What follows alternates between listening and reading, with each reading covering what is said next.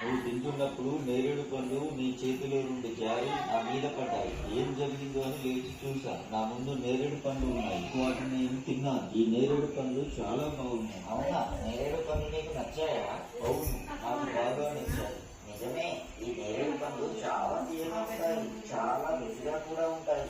అందుకే ఈ పండు తినుకుంటూ ఈ చెట్టుపైనే హాయిగా సంతోషంగా నివసిస్తూ ఉన్నాను. నువ్వు చాలా అదృష్టవంతుడి. రోజు నేరేడు పళ్ళు తింటున్నావు.